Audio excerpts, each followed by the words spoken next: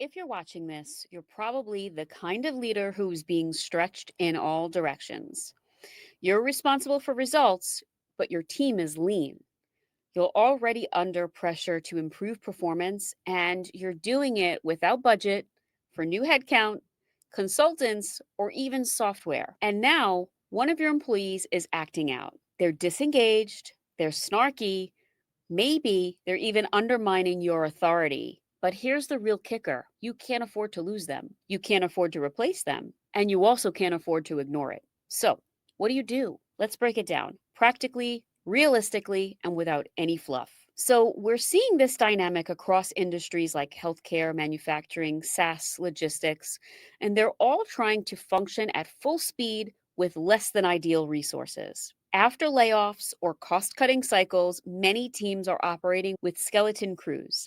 And according to a 2023 Gallup workplace report, employee engagement dropped to 32%, while actively disengaged employees rose to 18%, creating an even tougher environment for managers. Add to the reality of hybrid or remote work where visibility and accountability can feel foggy, and managing performance becomes harder than ever. So, what's at stake? A difficult employee isn't just a productivity issue, they're a cultural liability.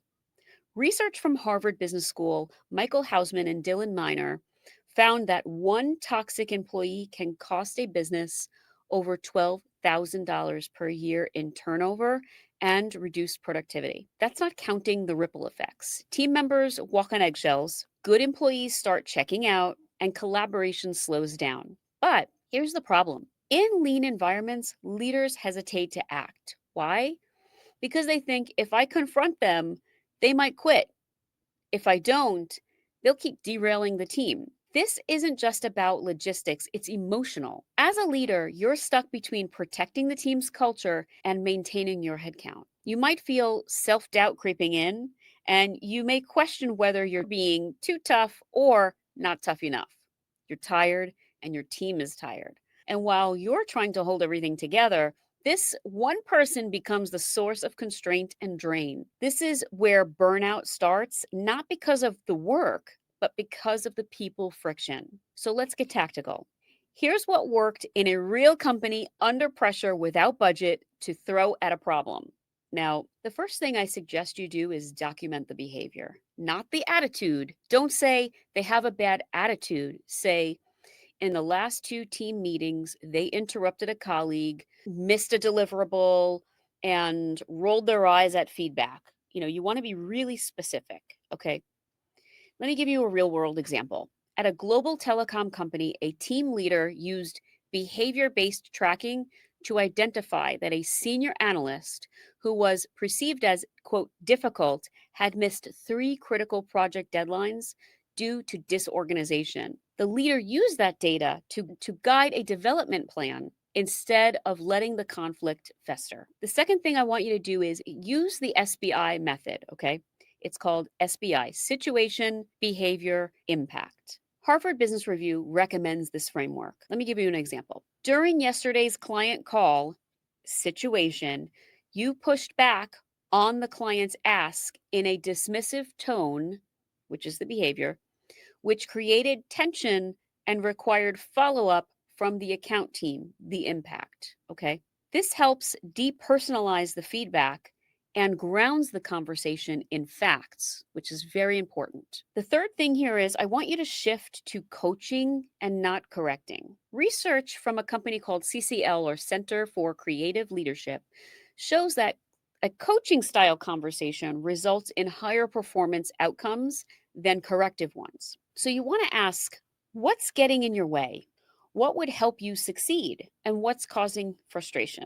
Sometimes difficult behavior is masking deeper issues: burnout, feeling undervalued, lack of clarity and expectations. Okay. The fourth thing here is you want to set micro expectations. Without a budget or a formal performance program, you want to break it down. For the next 30 days, I want to see improvement in these three areas. And you want to use metrics that are visible and tied to the business impact. Okay. The fifth thing here is you want to create a peer accountability. Leaders at Lassen instituted a weekly show and share session, not just to show progress, but to rebuild peer pressure and visibility in a remote first world. This strategy isn't punitive. It raises the bar across the team. Everyone knows what to expect and what's not tolerated. So, what changes? When you deal with a difficult employee directly, respectfully, and consistently, several things should happen. You create clarity for them and for the team. You protect high performers from burnout and resentment. And you restore your own credibility as a leader. And no, it doesn't always mean turning them into a star employee.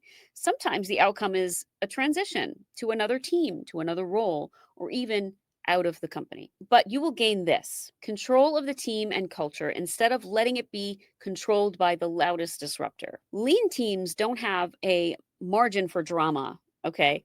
If you're navigating a difficult employee, start by anchoring in behavior, document it, discuss it, coach toward it, and protect your team. For more real world strategies on managing high performance operations under pressure, hit subscribe and share this with a leader who's in the trenches right now. And if you've dealt with this, no matter how messy, drop your story in the comments. You never know who you'll help by sharing your story. I'll see you next time.